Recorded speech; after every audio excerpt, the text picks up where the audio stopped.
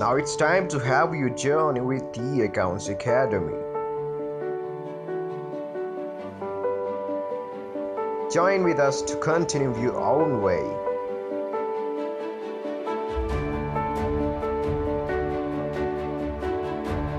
Move your finger to below link.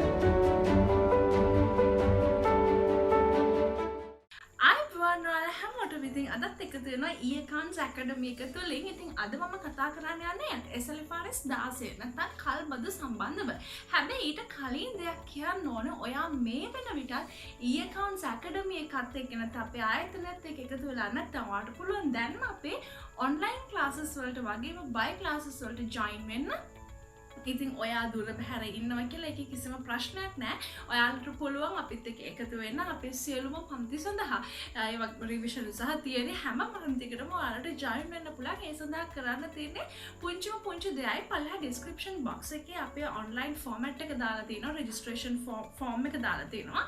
ඔයාලට කරන්න තියෙන ලින්ක් එක ක්ලික් කරලා ඔයාට අදාළ ඒ තියෙන සියලුම ඉන්ෆර්මේෂන් ෆිල් කරලා සබ්මිට් කරන්න විතරයි. ඊට පස්සේ අපේ ඇඩ්මින් පැනල් එකකින් අනිවාර්යයෙන්ම ඔයාලට කාල් එකක් දෙයි. ඒ කාල් එක ආන්සර් කරන්න අමතක කරන්න එපා. ඉතින් ඒකත් මතක් කරන ගමන්ම මම යනවා SLFRS 17 සමාවෙන්න SLFRS 16 කල්බදු කතා කරන්න.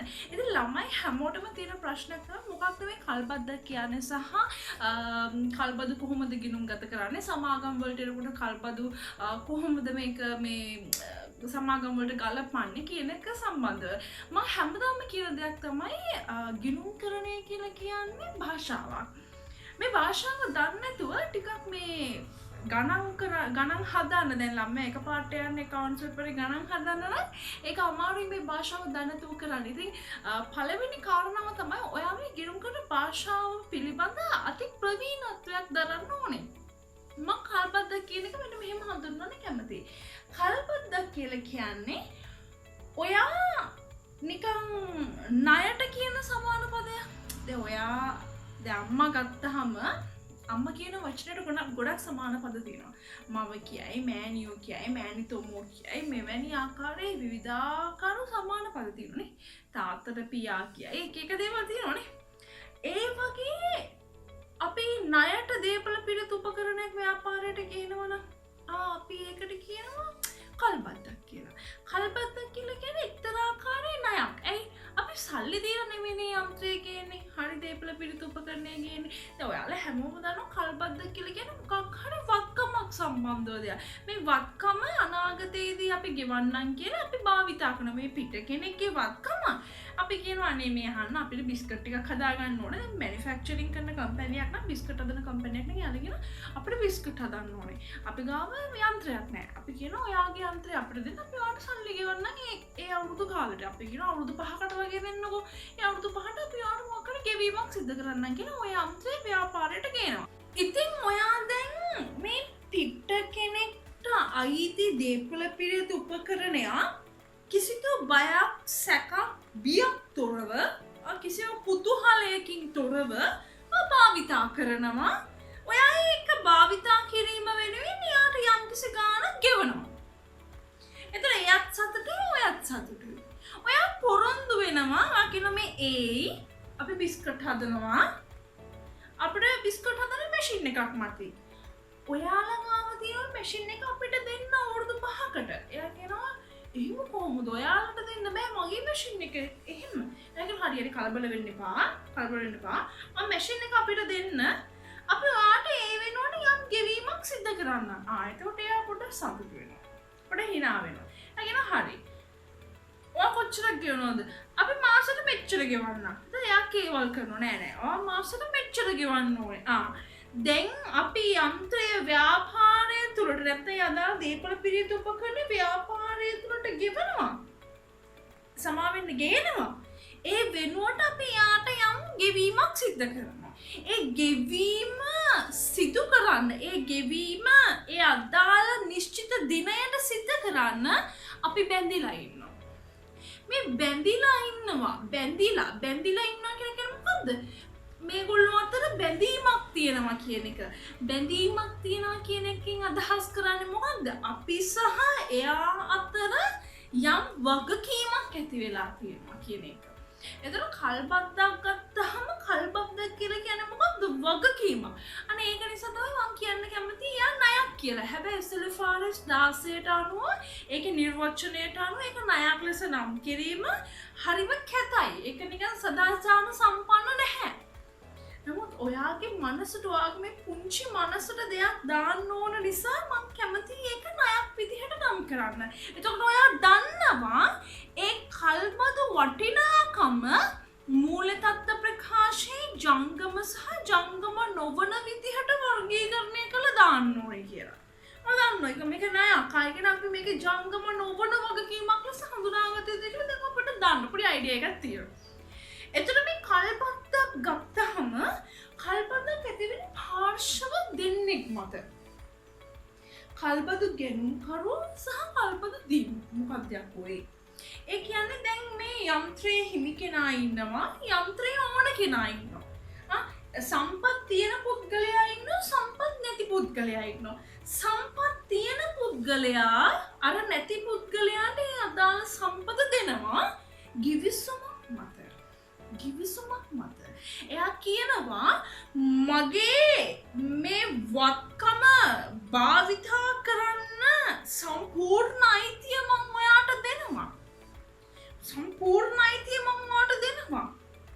ඒකේ කතා දෙකක් නෑ මම ඔයාට දෙනවා ප්‍රශ්නයක් නෑ මට සම්පත නැහැ මට වත්කම නෑ හැබැයි එයා කියනවා මම දෙන්නම් කියලා මම මේ වත්කම ගන්නවා එයා මට දෙන්නේ කැමති හැබැයි මම ඒ වත්කම ඒ අදාළ පාර්ශවයන්ගෙන් මිලදී ගන්නව නෙමෙයි වචන කැතයි මම මේ වත්කම ගන්නේ අනාගතේ යම් ගෙවීමක් සිද්ධ කරන්න එකගතාවයක් ඇති කරගෙන තේරුණාද මන්දා එතන මේ කල්බද්දක් ගැන කතා කරද්දී පාර්ශව දෙකක් ඉන්නවා කවුද කල්බදු ගැනුම්කරු සහ කල්බදු දීමනාකරු කල්බදු ගැනුම්කරු ඉන්නවා කල්බදු දීමනාකරු ඉන්නවා මෙයා ගාම සම්පත් තියෙනවා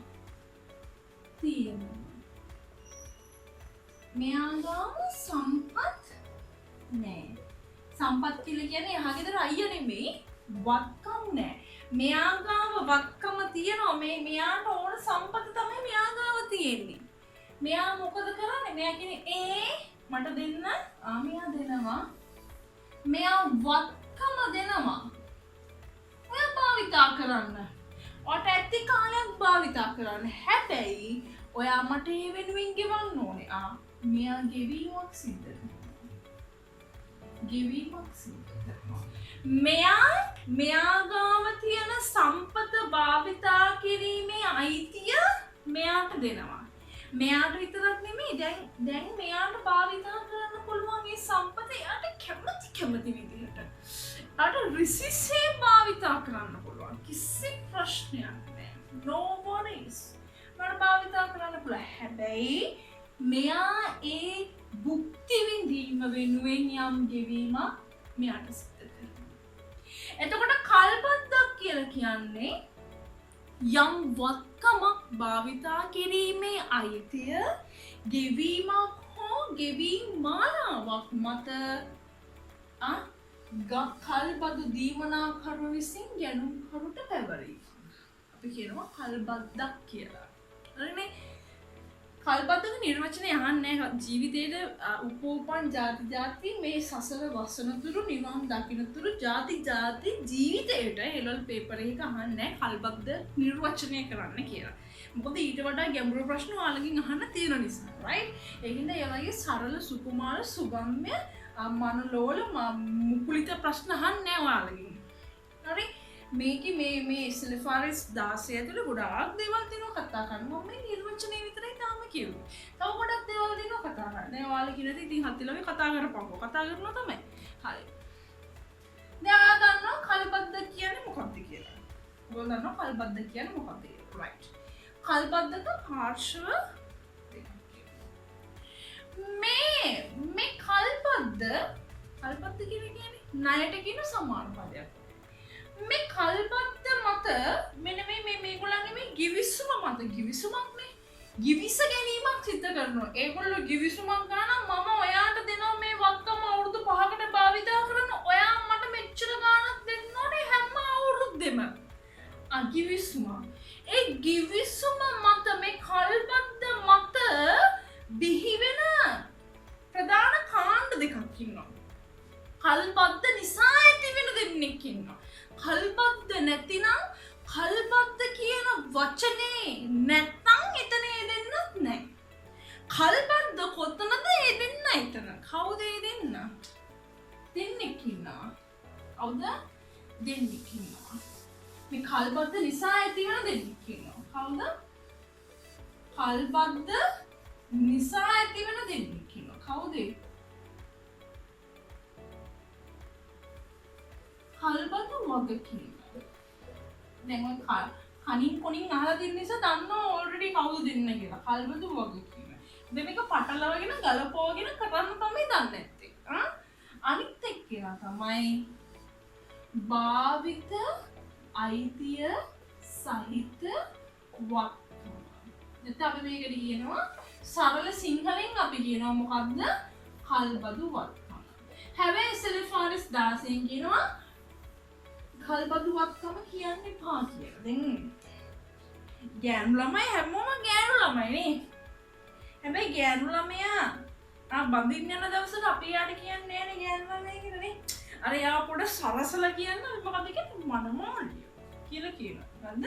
මනමාලිය කියලා කියනවා. කොල්ලව අන්දන දවසක නේ තමයි අපි මනමාලිය කියලා කියන්නේ. මනමාලිය කියන්නේ කවුද? අර අහිංසක පිරිමි පාර්ශවය අන්දවන්න. මනමාලිය අඳින්නේ නැහැ කවදාකවත්. මනමාලියව අන්දනවා. හරිනේ. මේකප් ටික ගැලුවට පස්සේ හොයන් ගන්න බෑ යකෝ මේකිද මේ කියලා. මේ වගේ කතාවක් තමයි මේ. මේ කල්බද වත්කම නිකන් අර එයාව නිකන් විශේෂණ පදයක් දාලා. මේ වචනෙට බය වෙන්න එපා. අපේ ළමයි බය මොකටද? වචනෙට බය. බොහෝ විට අයිතිය සහිත වත්කම කියනකොටම ළමයි බයයි. ළමයි බයයි වචනෙට බයයි. නමුත් මේ වචනෙට බය වෙන්න දෙයක් නැහැ. කල්බදු වත්කමද විශේෂණ පදයක් දාලා කියන්නේ. යාව ටික සරසවල ආභරණ ටිකක් දාලා යාව කියනවා භාවිත අයිතිය සහිත වත්කම කියලා. මොකද්ද මේකේ තේරුම? ඒ කියන්නේ භාවිතා කරන්න අයිතිය තමයි දෙන්නේ. කල්බදු වත්කමෙන් මොකද්ද කරන්නේ? මේ කල්බද්දක් මත කල්බදු ගිවිසුමක් මත ගන්නා වත්කමෙන් මොකද්ද කරන්නේ?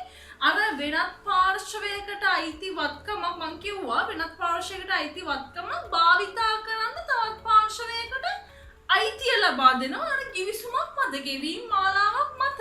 ඒ කොන්දේසිය මත එයාගේ වත්කම රිසිසේ භාවිතා කරන්න අයිතිය ඒ සම්පූර්ණ හිමිකම තවත් පාර්ශවයකට දෙනවා. අන්න ඒක නිසා ඒ වත්කම අපි කියනවා භාවිත අයිතිය සහිත වත්කමක් කියලා. ඒක ව්‍යාපාරයේ දීපල පිරිත උපකරණයක් නෙමෙයි. දීපල පිරිත උපකරණ කියලා කියන්නේ අපි ගන්නවා මිලට ගන්න එකක් නේ. හැබැයි කල්බදු වත්කම කියලා කියන්නේ අපිට තියෙන ඒක භාවිතා කරන අයිතිය පමණයි. අයිතිය පමණයි. රයිට්. ඒ කල්බදු කාල සීමාව තුළ ඒක භාවිතා කරන අයිතිය පමණයි. ඒක අරන් දුවන්න බෑ අපිට. හොරෙන් ඒ කියන්නේ වංචනික ලෙස දුවන්න බෑ. ඒක අරගෙන අපිට තවත් පාර්ශ්වයකට එහෙම විකුණන්න බෑ. ඒවා දීර්ඝ කතා. හරිද? අපි ඒවට නොයා ඉමු. ඒකට භාවිත අයිතිය සහිත වත්කම තමයි කල්බදු වත්කම හඳුන්වන නම. ඒක ලස්සනයි. මම ඒක කියන්නේ ගිලුම් කරන්නේ කියලා කියන්නේ බොහොම සරල, සුගම්‍ය, සුකුමාල, මනලෝල, මුකුලිත, මනමාල ලස්සන භාෂාවක්. ඒ භාෂාව නැතුව අපිට ගිලුම් කරන්න ඉගෙන ගන්න බෑ. එතකොට කල්බද්දක් නිසා, කල්බදු ගිවිසුමක් නිසා භාවිත අයිතිය සහිත වත්කමක් හට ගන්නවා. අනිත් පැත්තේ කල්බදු වගකීමක් තියෙනවා. ඒ මේ පාර්ශ්ව දෙකක් අතර බැඳීමක්. පාර්ශ්ව දෙකක් අතර බැඳීමක් ඇති වෙනවා. ඒක නිසා අපි කියනවා ඒක කල්බදු වගකීමක් කියලා. එතකොට කල්බදු ගිවිසුම නැත්තම් මෙයා නැත්තම් මේ දෙන්න නැහැ. මෙයා ඉන්නවා නම් මේ දෙන්නම ඉන්නවා. right. දැන් ඔය SLFRS 16 ඇතුලේ මෙන්න මේ කල්බදු ගිවිසුම නිසා ඇතිවන දෙන්න පිළිබඳව ලොකු විග්‍රහයක් තමයි කතා කරන්නේ. මෙයාලව මනින්නේ කොහොමද? මෙයාලව පොත්වලට ගේන්නේ කොහොමද? ඊට පස්සේ මෙයාලව දෙකට කඩන්නේ කොහොමද? දෙකට කඩලා පෙන්නන්නේ කොහොමද? භාවිත අයිතිය සහිතවත්කම පිරිවෑම අනින්නේ කොහොමද? පිරිවෑමෙන්නට පස්සේ ෂෙයා කරන්නේ කොහොමද? ඉතින් ඕක මහා ලොකු කතාවක් නෙමෙයි. රයිට්. අපි බලමු කල්පද වගකීම. කල්බද වගකීම. මේ කල්බද වගකීම ගැන කතා කරද්දී මෙයා පෙන්වන්නේ මූලික තත්ත්ව ප්‍රකාශය. ඒක ගැන ලොකුවට අපිට වොරි වෙන්න දෙයක් නැහැ නේ. වගකීමක් වුවම කොහොමද ආදායම් ප්‍රකාශයට යන්නේ නැහැ නේ. කොහොමද මූලික තත්ත්ව පෙන්වන්නේ. හරි. එහෙනම් මෙයා ඉන්නේ කොහෙද? මෙයා හැමතිස්සෙම ඉන්නේ මූලික තත්ත්වේ. මෙයා හැමතිස්සෙම ඉන්නේ මූලික තත්ත්වේ. රයිට්. කල්පද වගකීම ප්‍රථම වතාවට මිනුම් කරණය. ඒ කියන්නේ අපි කියන මූලික මිනුම් කරණය. පළවෙනි වතාවට පොත්වලට ගේනකොට ගේන්නේ කොහොමද කියලා ස්ටෙෆානස් දාසි සුදු සිංහලෙන් සරල භාෂාවෙන් කියනවා. හරිද? එතකොට ස්ටෙෆානස් දාසි කියනවා මෙයාව පොත්වලට ගේනකොට ඔයා මුලින්ම හඳුනා ගන්න ඕනේ මොන වටිනාකමටද ඔයා මේ අනාගතයේ ගෙවන්න ඉන්න ගෙවීම් වල වර්තමානගයට හඳුනා ගන්න කියලා කියනවා. මොකක්ද කියුවේ? හරි අමාරුයි. ඒක නිකන් දිරවන්නේ නෑ වගේනේ. අනාගත ගෙවීම් වල වර්තමානගය. ඒ කියන්නේ මොකද්ද? දැන් අර අපි අනිත් පාර්ශවයට කිව්වනේ හරි. අපි හැම අවුරුද්දෙම මෙන්න මෙහෙම ගෙවන්නම් කියලා කිව්වනේ. අපි හිතමු අපි එකඟ වුණේ 10000 කියලා හැම අවුරුද්දම අවසානයේ හෝ ආරම්භයේදී අපි යාලට මේ වගකීම වෙනුවෙන් මේ වත්කම භාවිතා කිරීම වෙනුවෙන් මෙන්න මෙච්චර මුදලක් ගෙවන්න එකඟ වෙලා තියෙනවා. අපි මේ වත්කම අවුරුදු 5ක් භාවිතා කරන්න බලාපොරොත්තුෙන් ඉන්න අපේක්ෂාවෙන් ඉන්න. එතන මේ අවුරුදු 5 ඇතුළතදී මෙන්න හැම අවුරුද්දෙම මෙන්න මෙච්චර ගාණක් තමයි ගෙවන්න ඕනේ. මෙච්චර ගාණක් තමයි ගෙවන්න ඕනේ. හරි. දැන් කල්පද වගකීම මනිනකොට දැන් ඇත්තටම අපි ගෙවන්නේ මෙච්චර ගාණක්නේ. ඒතර ඔයාලට තේරෙන්නේ මොන හත්තිලව්වද මේ කියන්නේ නේ? කෙල්ලිම මේ ටික ඔක්කොම එකතු කරලා ඕක කල්බද වගකීම ලෙස හඳුනාගත්තා නම් හරිනේ නේ. හැබැයි ස්ටෙෆානස් දාසෙන් කියනවා නෑ ඔයා හිම හඳුනා ගන්න එපා. මේ එක් අවුරුද්දේ වර්තමානගය ගන්න කියලා කියනවා. මේ ඔයා මේ අනාගතේ ගෙවන්න ඉන්න මෙන්න මෙච්චර කොටසක්. ඒ කියන්නේ මෙන්න මෙච්චර කොටසක් හැම අවුරුද්දෙම ඔයා ගෙවන්න ඉන්නවා. මේ හැම අවුරුද්දෙම මේ ඔයා ගෙවන්න ඉන්න කොටස වර්තමානගය. ඒ කියන්නේ පළවෙනි අවුරුද්දේ ඔයා 10000ක් ගෙවන්න ඕනේ. මේ 10000 වර්තමානගය ගන්න කියලා කියන්නේ ඔය. ඔය කියන්නේ මේක වර්තමානගය තෝ ගණන් කියලා කියන්නේ. මොකද්ද වර්තමානගය කියන්නේ? වර්තමානගය කියලා කියන්නේ දැන් ඔයා දන්නවා ඉස්සර සීයලා ආච්චිලා කියනවා අපි රුපියලෙන් ආරේම කෑවා මෙහෙම කෑවා ටොපි ගත්තා ඉඩම් ගත්තා කියනෝනේ. ඉස්සර ඉඩමක් වුණාද රුපියල් 5ක් වුණත් ඉඩමක් ගන්න පුළුවන් නේ. එහෙමනේ රුපියල් 5යි 10යි එහෙමනේ රුපියල් 1000ක් කියලා කියන්නේ ඒ දවස්වල නිකන් මිලියනයක් වගේ නේ. ඒ කාලේ කියන්නේ 1900 බර ගණන් වල. දැන් නම් එහෙම නෑ. දැන් නම් රුපියල් මොනවාට තියෙන්නේ? අර මොනවාද රීලෝඩ් කාඩ් පුරන්න බල්ලට ගහන්න පූසර ගහන්න ඒවනේ තියාගෙන ඉන්නේ. එහෙමත් දැන් පාවිච්චි කරන්න අපි බල්ලට ගහන්නේ රුපියල් 10 කාසින් නේ. රුපියලක් භාවිතා කරන්නේ නැති තරම්. ඒ දවස්වල 7-5ක් තිබ්බේ. ඒක හින වටිනවනේ. එතකොට අද වෙනකොට ඒකේ ඒ මුදලේ කාලීන වටිනාකම ගිහිල්ලා තියෙන්නේ. ඒ කියන්නේ අපි ඉස්සර රුපියල් 1000ට ගත්ත බඩු මල්ල අද අපිට එහෙම ගන්න බෑ. ඉස්සර අපි රුපියල් 1000ට හාල් කිලෝ 10යි, පොල් ගෙඩි 10යි, ඇන්කර් පෙට්ටියයි, ඊට පස්සේ සීනි කිලෝ 20යි ඔහොම ගත්තා නම් අද අපිට රුපියල් 1000ට එච්චර ප්‍රමාණයක් ගන්න බෑ. ඒ මුදලේ වටිනාකම ඉහළ පහළ යන නිසා. ඒක නිසා එයා කියනවා මේ 10000 දැන් ඔයා අද තමයි ඔයා මේ 10000 ගෙවන්න ඉන්නවා කියන්නේ. හැබැයි මේක වර්තමානගය. ඒ කියන්නේ මේක මේ අවුරුද්ද පළවෙනි අවුරුද්ද වෙනකොට කියනවා අද ඉඳලා බලනවා ඔයා තව අවුරුද්දකින් නම් මේක ගෙවන්න තියෙන්නේ. එදා වෙනකොට මේකේ වර්තමානගය. ඒ කියන්නේ මේ 10000 වර්තමානගය. හරිනේ? මේ අනාගත ගෙවීම් වල වර්තමානගය. ඒක ඉච්චර හිතන්න දෙයක් නෙවෙයි. වර්තමානගයට ගන්න එච්චරයි. ඕක ඔච්චර බරපතල හිතන්න එපා. ඔයගොල්ලන්ගෙන් අහන්නේ ඒක. හරිනේ? MCQ එකට වගේ නම් එයි. එතකොට මේ වර්තමානගය මනින්න අපි භාවිතා කරනවා අනුපාත දෙකක්. දැන් මේක වර්තමානගයට ගේන්න බෑනේ. ගේන්න මොකක්ද භාවිතා කරන්නේ? අනුපාත දෙකක් භාවිතා අනුපාත වර්ග දෙකක් එක්ක අපි ගන්න ව්‍යංග පොළි අනුපාතය මගෙන් දැන් අහන්න එපා මොකද්ද ව්‍යංග පොළි අනුපාතය කියන්නේ කොහොමද ඒක ගන්න කවුද ඒක ගණනය කරන්නේ අරව අහන්න එපා ඔයාට කියන්න කියලා දෙන්නේ ව්‍යංග පොළි අනුපාතය කියලා විතරයි එතනින් එහාට කියන්න කියලා නෑ ඒ නිසා එතනින් යන අහන්නත් එපා ඇහුවොත් මම කියන්නෙත් නෑ ඇයි ඔයාගේ වයසට ඒව හොයන්න ගියාම ඔයාලා ඇඩ්වාන්ස් ලෙවල් උනාට ඔයාලා accounts වල 12 13 දී ඉගෙන ගන්න බේසික්ම ටික ඇඩ්වාන්ස් අහුවෙන්නේ accounts වල ඇඩ්වාන්ස් අහුවෙන්නේ ඔයා chartered වගේ ඒක අර ෆයිනල් ස්ටේජ් එකට වගේ ගියාම අන්තිම ලෙවල් එකට වගේ ගියාම පොඩි ඇඩ්වාන්ස් කැලක් අහුවෙන්නේ ඒක ඇඩ්වාන්ස් නෑ හරිද එතකොට ඔයා ගන්න ඕනේ ව්‍යංග පොළි අනුපාතය හෝ ගැනුම් කරුගේ වර්තක පොළි අනුපාතය. ඔබ කිව්වට තේරුණාද මන්ද? තේරුම් නැත්නම් ඇහුන්නේ නැහැ වගේ මේක ස්කිප් කරලා යන්න. ප්‍රශ්නයක් නැහැ. හරිද? ඔයාට එන්නේ නැහැ එහෙම වන්න. වැරදිලාකට එහෙම එන්නේ නැහැ ලොකුට අහන්නේ නැහැ. වචන දෙක දැනගත්තා නම් ඇති. කවුරු ඇහුවොත් කල්බදු පොළි මේක අනාගත වර්තමාන අගය හොයන්න කොහොමද කියලා ඔයා කියන්න ඕනේ. ආයකට භාවිතා කරන වර්ධක පොළි අනුපාතයයි ගැනුම් කරුගේ වර්ධක පොළි අනුපාතයයි මේ ව්‍යංග පොළි අනුපාතය. එච්චරයි. ඉතින් එරි කියන්නේ නැහැ පාංග. ඉතින් යන අහන්න හුවර් කවුරුරි ටොකක් කරලා පැත්තකට වෙන්න. හරි? හරි. එතකොට දැන් මේක නිකන් NPV හොයනවා. ඔයා දන්නවනම් NPV හොයන්න මේක මහ ලොකු දෙයක් නෙමෙයි. එතකොට අපි හිතමු පොළි අනුපාතය 10% කියලා. මේකේ අනාගත වටිනාකම ගන්නවා. හරිනේ? අය අනාගත වටිනාකම අරගෙන දැන් 10 පළවෙනි අවුරුද්දේ දැන් 10%ක් නම් මේ පොළි අනුපාතේ පළවෙනි අවුරුද්දේ වර්තමාන වටිනාකම ගන්න. ඒතර ඒක 0.9යි 0.9ක් ඔහොම වෙන්න පුළුවන්. එතකොට 10000 මේකින් වැඩි කරලා ඕම හැම අවුරුද්දෙම ගන්න. එතකොට 10% දෙවෙනි අවුරුද්දේ අනුපාතය. කියන්නේ එතකොට 0.8යි 8යි 9යි 0.9 ඔහොම. හරිනේ? ඒක මේක ඉච්චර හිතන්න එපා ළමයි. මම නම් කියන්නේ මේක ඉච්චර හිතන්න එපා. අර කියන්න ඕනවට කියනවා මිසක් මම එච්චර මේක බරපතලව කියන්න කැමතිත් නෑ. එතකොට කල්පතු වගකීමක් ගත්තාම ඔයා මතක තියාගන්න ඕනේ මෙච්චරයි. කල්පතු වගකීමක් ගත්තාම මේ කල්පතු වගකීම ප්‍රථම වතාවට පොත්වලට කියන්නේ මොකටද? අර මේ අනාගතයේ ගෙවන්න ඉන්න ගෙවීම් වල වර්තමාන වටිනාකම. ඒ වර්තමාන වටිනාකම මනින්න අපි භාවිතා කරන අනුපාතයක් තියෙනවා. ඒක 10 වෙන්න පුළුවන් 15 වෙන්න පුළුවන්. ඒ අර ඒකට කියන නම් දෙකක් තියෙනවා. එකක් ව්‍යංග පොළි අනුපාතය හෝ ගැනුම් කරුගේ වර්ධක පොළි අනුපාතය. හරිනේ? හරි.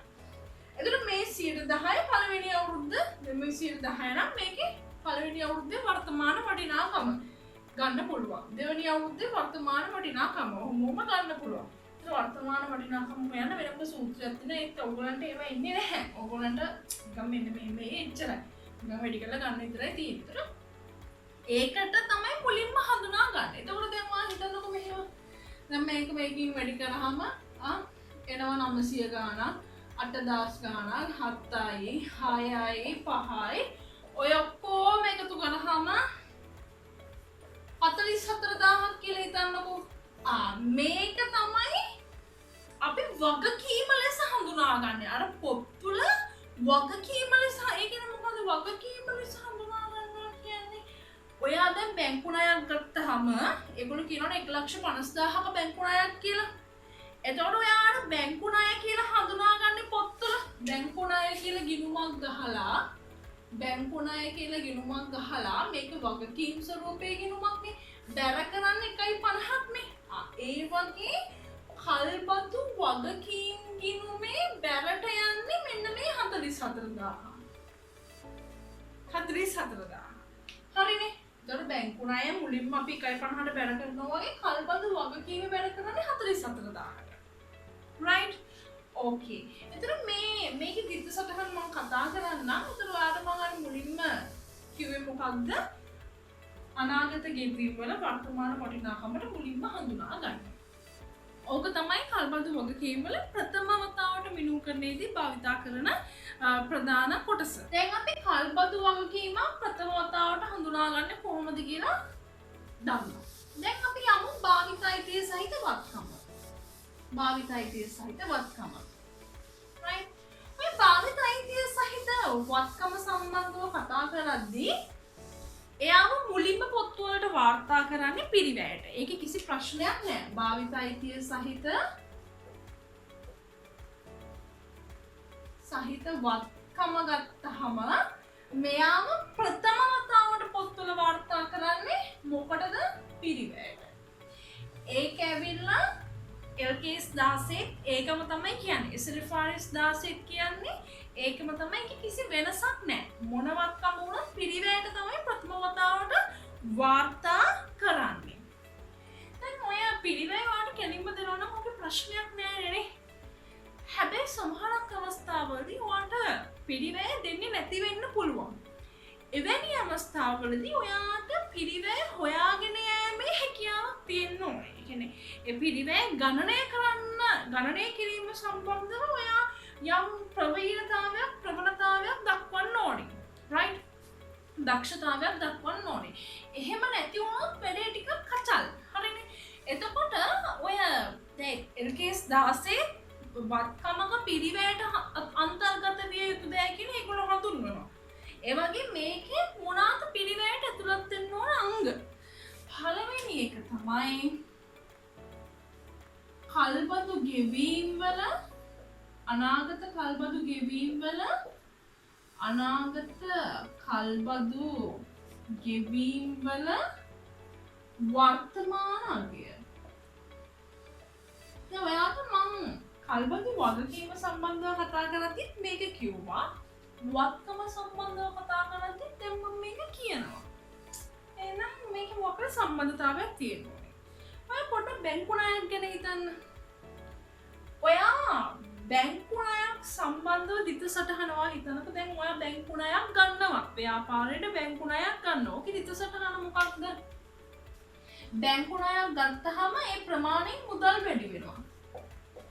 මුදල් හර බැංකු ණය වගකීමක් නිසා බැංකු ණය වගකීම බැල. ඕමනි දිත සටහන යන්නේ. ඔයාගේ මුදල් ගිණුම ගත්තාම මුදල් ගිණුමට හර වෙනවා බැංකු ණය ගිණුමට බැල. එතකොට මේ අනාගත කල්බදු ගෙවීම් වල වර්තමානාගය හර බැල වෙනවා. හැබැයි කොහෙටද හර බැල වෙන්නේ? බැල වෙන එක මේ ඔල්රෙඩි දන්නවා. කල්බදු වගකීම නැත්නම් අපි කියනවා කල්බදු ණය හිමියා ගිණුමට බැල වෙනවා. මම කියන්නේ කල්බදු කියලා කියන්නේ හරියට ණයක් වගේ කියලා. කල්බදු ගිණුම නැත්නම් කල්බදු ණය හිමියා ගිණුමට බැල වෙනවා. ඔක හර වෙන්නේ කොහෙටද? භාවිත අයිතිය සහිත වත්කමට. වත්කම් ගිණුමට හර වෙනවා. දැන් හිතන්නකො මෙහෙම ඔය යන්ත්‍රයක් ගත්ත කියන ණයට යන්ත්‍ර හර යන්ත්‍ර ණය හිමියා බැර. යන්ත්‍ර හර යන්ත්‍ර ණය හිමියා බැර. යන්ත්‍ර ගිණුමට හර වෙලා යන්ත්‍ර ණය හිමියාට බැර වෙනවා. ඒ ණයටනේ ගත්තේ. ඒ වගේ තමයි භාවිත අයිතිය සහිත වත්කම් ගිණුම හර. ඔයා ව්‍යාපාරයේ යන්ත්‍රයක් ගොඩනැගිල්ල ඉඩම මෝටර රථයක් ලීබඩු කාර්යාල උපකරණ පරිගණක මේවා ගෙනාවහම ඔයා ඒ එක් වත්කමට ගිණුමක් කරනවා. ටී ගිණුමක් කරනවා. ඇරලා ඒකට තමයි හරබැර කරගෙන යන්නේ. ඒ වගේම තමයි කල්බදු ගිවිසුමක් මත වත්කමක් ව්‍යාපාරයට ගෙනාවනම් එම වත්කමට අදාළ පිරිවැය සටහන් කරද්දී ඔයා ඒ වත්කමට අදාළව ගිණුමක් කරින්න ඕනේ. වත්කමට අදාළව ගිණුමක් කරින්න ඕනේ. ඒක අපි රීනේම් කරනවා මොකද්ද? භාවිත අයිතිය සහිත වත්කම් ගිණුම කියලා. අන්නේ වත්කම් ගිණුමට අපි හර කරනවා මේ අනාගත කල්බදු ගෙවීම් වල වර්තමාන අගය. අපි රේට් එක දාලා හොයාගන්න මොකක් හරි අගය අර 44000 අපි භාවිත අයිතිය සහිත වත්කම් ගිණුමට හර කරලා කල්බදු ණය හිමියා බැර කරනවා. ඒතර වාගේ පොත්වල තියෙන්න ඕනේ භාවිත අයිතිය සහිත වත්කම් ගිණුම. ඒ වගේම තමයි කල්බදු ණය හිමියා කියලා ගිණුමක්. මේකට හර කරනවා අනාගත කල්බදු ගෙවීම් වල වර්තමාන අගය මේකට බැර කරනවා. පිරිවැයට ඉන්නේ මෙයා විතරක් නෙමෙයි. තව එනවා. ඔයා හිතන්න ඔයා මූලික ගෙවීමක් සිද්ධ කරා කියලා. ඔයා හිතනවා 44000ක් තමයි දැන් ඔයාට ගෙවන්න තියෙන්නේ. හැබැයි ඔයා රුපියල් 10000ක් අර මූලිකව නිකන් ගන්නකොටම ගෙවලා දානවා. 10000ක් ඔය ගෙවලා දානවා. එතකොට ඕකේ විත්සටහන වෙන්නේ මොකද්ද? ආරම්භක ගෙවීම. නැත්නම් අපි කියනවා මූලික ගෙවීම කියලා. මූලික ගෙවීම. මේ මූලික ගෙවීමට අදාළ ද්විත්ව සටහන තමයි අපි ගෙවුවහම ඕක මුදල් හෝ බැංකු තමයි බැර වෙන්නේ. ඒ මුදල් වලින් අඩු වෙන එක මුදල් ගිණුමෙන් අඩු වෙනවා. බැංකුවෙන් නම් ගෙවේ බැංකු ගිණුම අඩු වෙනවා. එතකොට මුදල් හෝ බැංකු බැර. ඉතින් අපි බැර සටහන දන්නවා. එයි අපේ මුදල් ගිණුමෙන් අඩු වෙනවනේ කොහොමද ගෙවුවාම ගෙවීම කියන්නේ ගෙවනවනේ ආත්තිලව්වේ. අදට ඕක අඩු වෙනවා. හර වෙන්නේ කොහෙටද ඕක? ඔක දැන් හර වෙන්න බෑනේ. දැන් හිතනවා ඇති මේ ණය මුදලට අදාළ මූලික ගෙවීමක් ගෙවපු නිසා මෙයාට හර වෙන්න ඕනේ නෑ. එයාට නෙමේ හර වෙන්නේ භාවිතායිතිය සහිත වත්කම් ගිණුමට හර වෙන්නේ. භාවිතායිතිය සහිත වත්කම් ගිණුමට හර වෙන්නේ. මෙයා වත්කමේ පිරිවැයේ කොටසක්. මේ වත්කමට අදාළ පිරිවැයේ කොටසක්. එතකොට මූලික ගෙවීම මුදල් හෝ බැංකු බැර වෙලා මේ භාවිතායිතිය සහිත වත්කම හර වෙනවා. මෙයා විතරක් නෙමෙයි පිරිවැය තුල ඉන්නේ. මේ කල්බදු වත්කම අපි ගන්න යනකොට නැත්නම් මේ කල්බදු ගිවිසුමට එළඹෙනකොට මේ කල්බදු වත්කමට අදාළව දරලා තියෙනවා නම් යම් ඍජු කල්බදු වත්කම වෙනුවෙන් දරපු යම් ඍජු වියදම් තියෙනවා නම් වෘත්තීය ගාස්තු වෙන්න පුළුවන්. මොන හරි නීති එහෙම ගාස්තු මොන හරි වෙන්න පුළුවන්. එවැනි ගාස්තු තියෙනවා නම් ඒ කියන්නේ මේ වත්කම නිසා හටගත්ත මේ වත්කම අපි ව්‍යාපාරයට ගෙන ඒම නිසා උත්පාදනය වෙච්ච එක. ඒ කියන්නේ මෙයා නිසාම හැදුන වියදම් තියෙනවනම් ඒ කියන්නේ මෙයා නැත්තම් ඒ වියදම් නැහැ. මෙයාව ගන්න ගිය නිසා තමයි ඒ වියදම් ඇති වුනේ. අවෙනි මූලික ඍජු වියදම් තියෙනවා නම් ඒ සියල්ලක්ම හර වෙනවා කොහෙටද? භාවිතායිතිය සහිත වත්කමට. බැර වෙන්නේ මේ අදාළ ඍජු වියදම් මුදලින් ගෙවලා නම් මුදල් බැර. එතකොට මේකට අදාළ ද්විත සටහන තමයි භාවිතායිතිය සහිත වත්කම හර මුදලින් ගෙවලා නම් මේ වියදම් මුදලින් නම් දරලා තියෙන්නේ මුදල් බැර. හැබැයි මේ වියදම් තවදුරටත් ගෙවිය යුතු නම් උපචිත වෙලා තියෙනවා නම් උපචිත වියදම් බැර. උපචිත බැර. කෙසේ නමුත් හර වෙන්නේ භාවිතායිතිය සහිත වත්කම. එතකොට අපි පිරිවැය හඳුනා ගනිද්දී අනාගත කල්බදු ගෙවීම් වල වර්තමානකය ආරම්භක හෝ මූලික ගෙවීම ඍජු වියදම් මෙවැනි දෑ අපි ගන්නවා භාවිතායිතිය සහිත වත්කමේ කොටසක් ලෙස. ඊට අමතරව තව කීප දෙකක් තියෙනවා. කල්බදු දිරිදීම නම් සහ එස්තමේන්තු වටිනාකමක් ගන්න ඔය සුල්බුර්ණගේට වගේ අංගයක්. මම ඒ දෙක කතා නොකර යන එක සුදුසුයි කියලා හිතෙනවා. මොකද මම හිතනවා ඔයාලගේ ලෙවල් එකේදී එතරම් දුරට පරීක්ෂා නොකරයි කියලා. ඒක නිසා මේක අර අංගෝපාංග ටිකක් විදිහට මේක දැනගත්තාම ඇති කියලා මට හිතෙනවා. ඊට අමතරව කල්බදු දිරිදීම නම් වගේ දේවල් තියෙනවා නම් මේකට හර කරන්න ඕනේ. කල්බදු දිරිදීම නම් සහ ඔය සුන්බුන්නගේ හා සමාන එස්තමේන්තු වගේක් ගැන කතා කරනවා. මම හිතනවා ඒක ඔයාලට එච්චරම අදාළ නොවෙයි කියලා. ඒ නිසා මම ඒ සම්බන්ධව කතා කරන්නේ නැහැ. හැබැයි යම් ළමෙක්ට ඒ සම්බන්ධව මොකක් හරි ප්‍රශ්නයක් තියෙනවා නම් ඒක මගෙන් අහන්න පුළුවන්. කල්බදු දිරිදීම නම් වගේ දෙයක් ගැන ඒගොල්ලෝ සටහන් කරලා තියෙනවා නම් ඒකත් බය නැතුව භාවිතායිතිය සහිත වත්කම් ගිණුමට හර කරන්න පුළුවන්. SLFRS 16 එහෙම කියලා තියෙනවා. හරි. දැන් ඔයා මෙහෙම හදා ගන්නවනේ වත්කම මේ මෙන්න මේ අංගෝපාංග ටික දාලා මේ ඔක්කොම ආවට පස්සේ තමයි මේ වත්කමේ පිරිවැය හැදෙන්නේ. මේ වත්කමේ පිරිවැය හැදෙන්නේ මේ ඔක්කොම දැම්මාට පස්සේ තමයි හැදෙන්නේ. මෙයාව තමයි ඔයා ජංගම නොවන වත්කම් වල භාවිත අයිතිය සහිත වත්කමේ පිරිවැය ලෙස පෙන්වන්න ඕනේ. මෙන්න මේ කොටස් වල ඕගේම එකතුව තමයි ඔයා පිරිවැය ලෙස පොත්වල පෙන්වන්න ඕනේ. alright. දැන් ඔයා ඇවිල්ලා ප්‍රථම වතාවට මිනුම්කරණය කල්බදු වත්කම් සහ කල්බදු වගකීම්. ඊට පස්සේ කොටස හරිම ලේසි. කල්බදු වගකීම දෙවන වතාවට මිනුම්කරණය. පසුකාලීන මිනුම්කරණය. ඔය ඔහොම කියනවට වඩා මෙන්න මෙහෙම කිව්වොත් තේරෙයි. බලන්නකො මෙහෙම. ඔයා මේ කල්බදු වත්කමක් ව්‍යාපාරයට ගේනවා අවුරුදු 5ක් සඳහා. අවුරුදු 5ක් ඒක භාවිතා කරන්න තමයි ගේන්නේ. මේ කල්බදු වත්කමේ වටිනාකම නැත්නම් මේ කල්බදු වගකීමේ වටිනාකම මූලික මිනුම් කරන වටිනාකම ලක්ෂ 5 කියන අනාගත ගෙවීම් වල වර්තමානයේ මේකේ දිත්ව සටහන මොකද්ද? කල්බදු ණය හිමියා බැල භාවිත අයිතිය සහිත වත්කම හරි. කල්බදු ණය හිමියා ලෙස ඔය දැන් හඳුන ගන්නවා ණය හිමියා ලෙස ලක්ෂ 5ක් මම දහස් වලින් හදන්නේ භාවිත අයිතිය සහිත වත්කම. right. ඔයාගේ ගිවිසුමට අනුව ඔයා පොරොන්දු වෙනවා හැම අවුරුද්දක අවසානයේදීම ලක්ෂ ගානේ ගෙවන්න. ලක්ෂ ගානේ ගෙවන්න. මේකට අපි කියනවා කල්බදු වාරිකය කියලා. කල්බදු වාරිකය කියලා කියන. හැම අවුරුද්දම ලක්ෂ ගානේ ගෙවන්න ඔයා බලාපොරොත්තු වෙමින් ඉන්නවා. ඒතර මේක ඇවිල්ලා ඔයාගේ කල්බදු වාරිකය. මේ කල්බදු වාරිකය කියලා කියන්නේ මෙන්න මෙහෙම දෙයක් ළමයි. ඔයා ගෙවන්න ඕන ඇත්තම ණය කොටස තියෙනවනේ.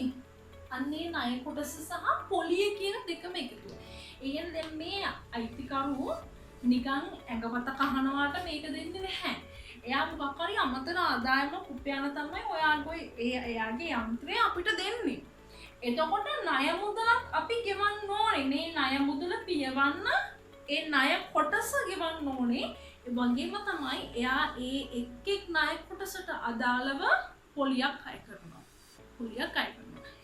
එතකොට ඔයාගේ ණය කොටස ඔයා වෙනම හඳුනා ගන්න ඕනේ. පොලිය ඔයා වියදමක් ලෙස හඳුනා ගන්න ඕනේ. මේ ලක්ෂ 5 පියවන්නේ ඇත්තටම ඔයා ලක්ෂයක් තමයි ගෙවන්නේ. හැබැයි මේ ලක්ෂය ඇතුලේ තියෙන පොලිය ඔයා ගලවලා ඔයාගේ වියදමක් ලෙස හඳුනා ගන්න ඕනේ. ඒ කියන්නේ ඔයා ඇත්තටම ගෙවන්න ඕනේ සුරිමාල්ට 90000යි. මෙයා කියනවා 10000ක් ගෙවන්න කියලා. අර 10000 මොකක්ද පොලිය.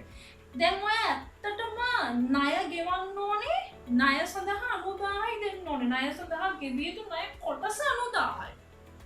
හැබැයි අර අය කරන රුපියල් 10000 ඔයාගේ පැත්තෙන් වියදමක්. ඒ වියදම ඔයා පොත්වල හරියටම හඳුනා ගන්න ඕනේ. අනේ ඒක නිසා තමයි මේක ඇතුලේ තියෙන පොලිය ගලවලා අපි හැමතිස්සෙම ගන්න ඕනේ. right. එතකොට මේ කල්බදු වාරිකය මං කිව්වේ මොකද්ද? ණය කොටස ප්ලස් පොලිය. ණය කොටස ප්ලස් පොලිය. මේක ඇතුලේ තියෙන පොලිය ඔයා හිතන්න 10000යි කියලා. 20000යි. ණය කොටස 80000යි. මේ කල්බදු වාරිකයට අදාළ දිත සටහන තමයි කල්බදු වාරිකය මුදලින් ගෙවන්නේ. කල්බදු වාරිකය කියන්නේ ඔයාගේ පැත්තෙන් ගෙවන එකක් නේ. ඔයාගේ පැත්තෙන් අරයට ගෙවන එකක්. ගෙවනවා නම් මොකද වෙන්නේ? ලාච්චියේ තියෙන සල්ලි ටික පහළ යනවා. එහෙනම් මුදල්. නැත්තම් බැංකු බැර. දැන් මෙයාම වැරදිලාමක් ගෙවුවේ නැත්තම් උපචිත. ඒ කියන්නේ මොකක්ද? ගෙවිය යුතු වාරිකයක් විදිහට ජංගම වගකීම් වල දක්වනවා. මුදලින් ගෙවලා නම් මුදල්, බැංකුවෙන් නම් බැංකු බැර. හර වෙන්නේ කොහෙටද? හර සටහන යන්නේ කොහෙටද? මේ ණය සඳහා ගෙවීමක්නේ. මේක ගෙවුවොත් මුදලින් ණය අඩු වෙනවා. ගෙවුවේ නැත්නම් ණය අඩු වෙනවා විදිහට දක්වන්න ඕනේ. ඇයි? උපචිත සංකල්පය. ගෙවුවා හෝ නොගෙවුවා කාලච්ඡේදයට අදාළ ගනුදෙනු අපි සටහන් කරන්න ඕනේ. එහෙනම් හර වෙන්නේ කොහෙටද? කල්බදු ණය හිමියට හර. කීයද? ලක්ෂය. එතකොට කල්බදු වාරිකයට අදාළ දිත්ත සටහන මොකක්ද? කල්බදු ණය හිමියා හර මුදල් බැංකුව ගෙවිය යුතු බැල.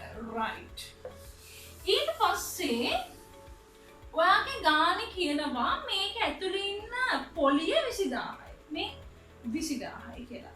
එතකොට මේ ලක්ෂය ඇතුළේ ඉන්න 20000 ඔයා වෙනම හඳුනා ගන්න ඕනේ. මම මේ මූ බෑ ඌ කියලා දෙන්නේ මොකද්ද? මූ බෑ ඌ මුදල් බැංකු උපසිත. උපසිත හොඳේ.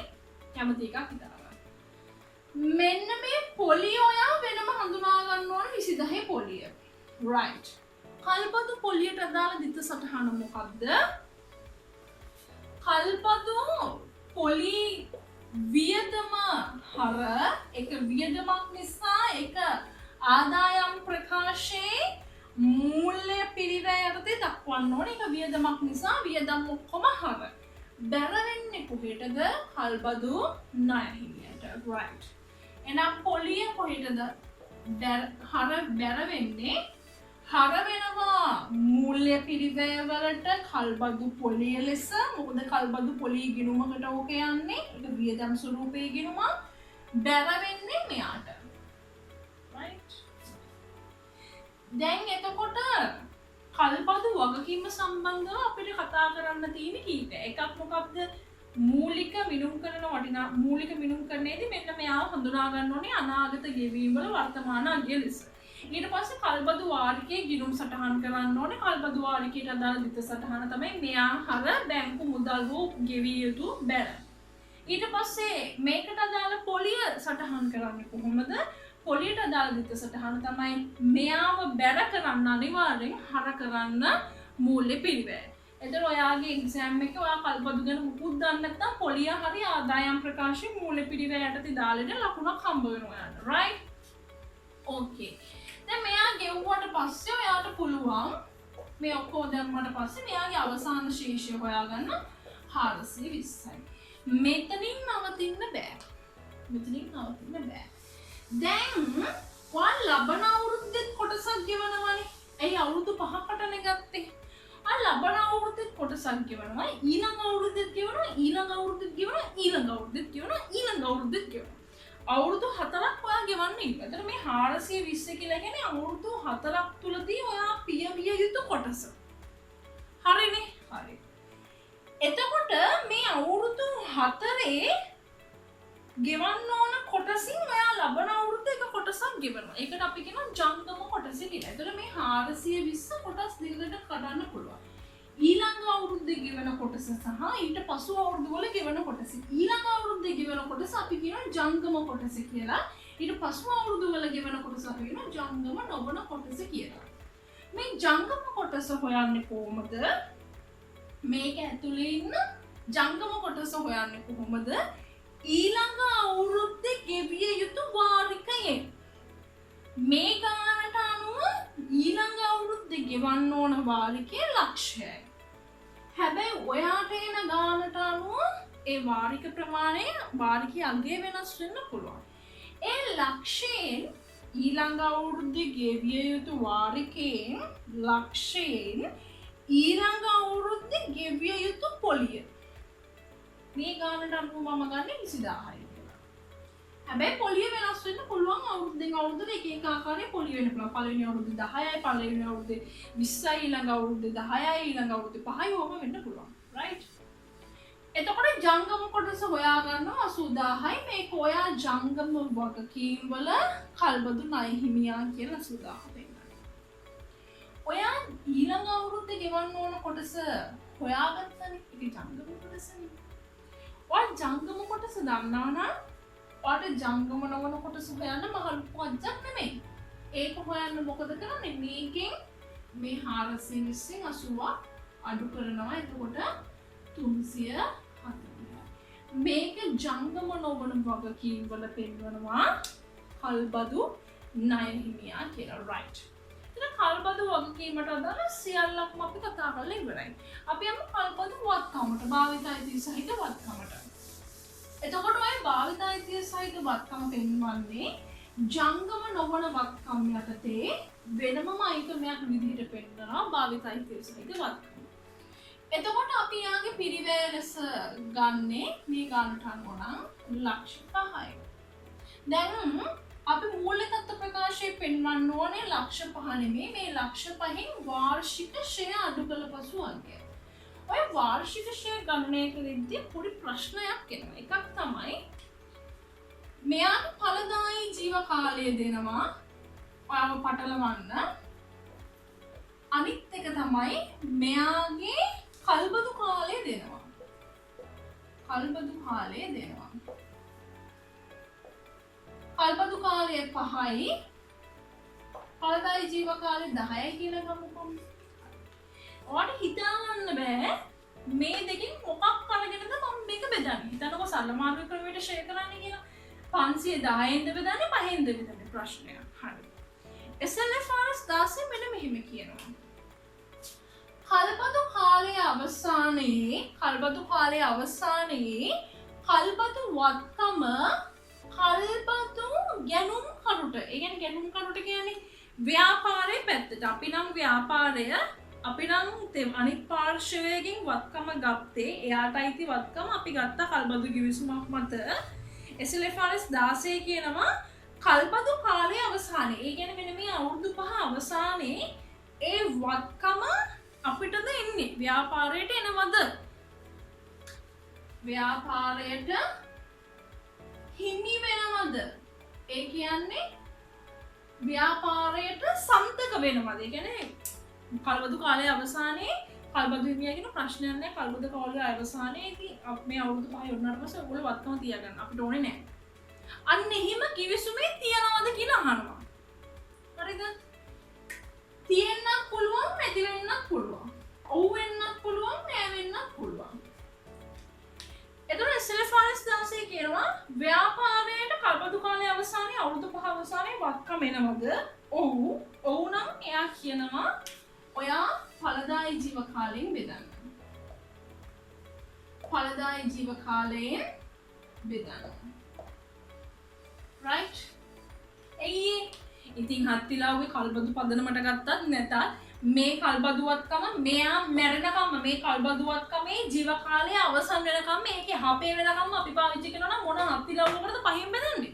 10න් බෙදනවා. ඉතින් හත්තිලාව ජීවිත කාලය ඉවර වෙනකම් අපිත් එක්ක නම් ඉන්නේ 5න් බෙදන්නට නෑ. ඉතුරු එක අහවල් එකෙන් බෙදන්න 10න් තමයි බෙදන්න වෙන්නේ. එතකොට ඵලදායී ජීව කාලයෙන් තමයි බෙදන්න වෙන්නේ. right. ව්‍යාපාරයට හිමි වෙනවද? ඔව්. එහෙනම් ඵලදායී ජීව කාලයෙන් බෙදන්න. බැරි වෙලාවක් නෑ කියලා තිබ්බොත් මොකද්ද කරන්නේ? දෙකෙන්ම බෙදනවද? නෑ. SLFRS 16 කියනවා මම නෙමෙයි කියන්නේ මගෙන් අහන්න බෑ. ඊ මිස් එකකට කියන හේතුව අපේ ළමයි නම සමාන. මිස් අයියේ එහෙම වෙන්නේ. මම දන්නේ නෑ. මට කියන්නේ මම දන්නේ නෑ. SLFRS 16 තමයි අහන්න ඕනේ. 16 ගහපු එකකින් ඉන්නවන්නේ ඇයි තෝ මෙහෙම කිව්වේ කියලා. right?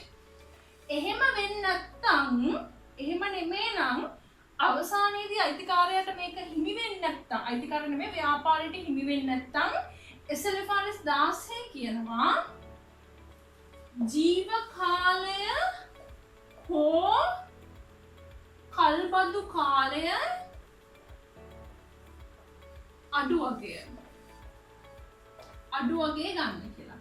එහෙම නැත්තම් ජීව කාලය හරි කල්බදු කාලය හරි මෙන්න මේ දෙන්නගෙන් අඩු වගේ. දැන් මේකට අනුව නම් 5. එතකොට ඔව් නම් අපි මොකද කරන්නේ? 500 බෙදනවා 10න්. එහෙනම් උත්තරේ 50යි. එහෙනම් ජංගම නොවන වත්කම් වල භාවිත අයිතිය සහිත වත්කම් විදිහට අපි පෙන්නන්නේ 500න් අඩු කරා 50 450. මේ ඔව් නම් නෑ නම් මොකද කරන්නේ? 500 ගත්තා අඩු වගේ 5න් බෙදුවා. එතකොට කීයද? 100යි. එහෙනම් අපි ජංගම නොවන වත්කම් යටතේ පෙන්නන්නේ 400යි. 400යි. right? ඕක තමයි කල්බදු කියලා කියන්නේ. තව එකක් තියෙනවා මට කියන්න. SLFRS 16 යටතේ වර්ගීකරණය නොවන වත්කම් මොනවද කියලා. පළවෙනි එක තමයි අඩු වටිනාකමක් සහිත වත්කම්. ස්ටේප්ලර් එකක් වගේ අපි ගන්නවා නම් නිකන් මොකක්ද පොඩි දෙයක් අපි ගන්නවා නම් ඒක ගන්නෙ නෑ කල්බදු වත්කම් වලට. කල්බදු වත්කමක් ලෙස ආව වර්ගීකරණය කරන්නේ නෑ. right? කෙටි කාලීන කල්බදු කාලයක් තියෙන වත්කම්. ඒ කියන්නේ මාස 6ට, මාස 2ට, මාසෙට එහෙම නිකන් අතල් එකට ගන්න ඒවා තියෙනවනේ. ඒව අපි ගන්නෙ නෑ SLFRS 16 යටතේ ඒවා වර්ගීකරණය කෙරෙන්නේ නෑ කල්බදු වත්කමක් වගකීමක් ලෙස. ඒක තමයි අන්තිමට කියන්න තියෙන්නේ. ඉතින් මම හිතන්නේ දැන් ඉවරයි කල්බදු සම්බන්ධව සම්පූර්ණයෙන්ම ඉවරයි. ඉතින් මම හිතනවා ඒක හොඳට ඔළුවට යන්න ඇති කියලා. බොහොමත්ම ස්තුතියි මාත් එක්ක රැඳිලා ඉන්නවට. ඉතින් මේ වෙනකොට ඔයාලා subscribe කරලා නැත්නම් මාව අනිවාර්යෙන් subscribe කරන්න අමතක කරන්න එපා. ඒ වගේම තමයි මේක සම්බන්ධයෙන් යම් කිසි ප්‍රශ්නයක් ප්‍රහෙලිකාවක් තියෙනවා නම් කමෙන්ට් කරන්න පුළුවන්. ඒ වගේම තමයි මගේ ක්ලාස් එකට join වෙන්න කැමති ළමයි ඉන්නවා නම් ඊකාන්ස ඇකඩමි එකත් එක්ක join වෙලා ඒකක් ගන්න කැමැත්තෙන් ඉන්නවා නම් යම් දරුවෙක් දුවෙක් පුතෙක් මාත් එක්ක එකතු වෙන්න පුළුවන්. අර මම කිව්වා වගේ application එක online application එකේ link එක දාලා තියෙනවා. ඒක fill කරලා submit කරන්න විතරයි තියෙන්නේ. ඉතින් බොහොමත්ම ස්තුතියි.